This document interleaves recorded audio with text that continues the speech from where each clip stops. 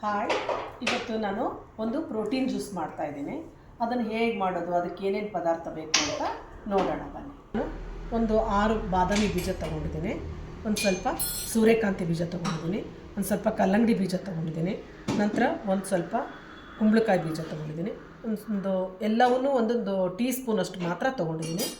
ಅದು ರಾತ್ರಿ ನೆನೆಸಿರೋದ್ರಿಂದ ಉಬ್ಕೊಂಡಿದೆ. ಇದು ಚಿರೋಲಿ ಬೀಜ.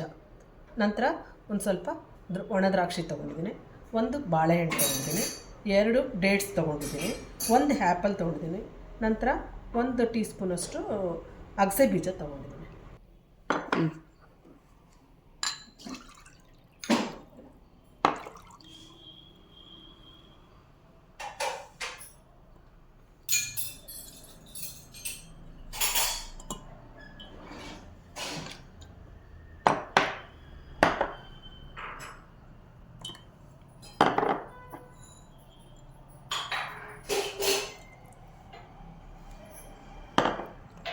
ಫ್ರೂಟ್ಸನ್ನು ನಾನು ನಂತರ ಹಾಕ್ಕೊಳ್ತೀನಿ. ಈ ಎಲ್ಲ ಬೀಜಗಳು ಮಿಕ್ಸಿ ಮಾಡಿ ನಂತರ ಫ್ರೂಟ್ಸ್ ಹಾಕ್ಕೊಳ್ತೀನಿ. ಎಲ್ಲ ತಿನ್ನಿಸಿದ ನಂತರ ಆ್ಯಪಲ್ಲು, ಬಾಳೆಹಣ್ಣು,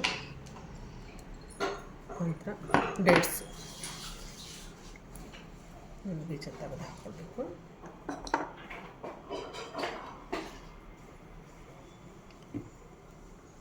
ನಂತರ ಇದನ್ನು ಮಿಕ್ಸಿ ಮಾಡಿ ಈಗ ಪ್ರೋಟೀನ್ ಜ್ಯೂಸ್ ರೆಡಿ ಆಗಿದೆ. ನೀವು ಮನೇಲಿ ಇದೇ ಥರ ಪ್ರೋಟೀನ್ ಜ್ಯೂಸನ್ನು ರೆಡಿ ಮಾಡಿ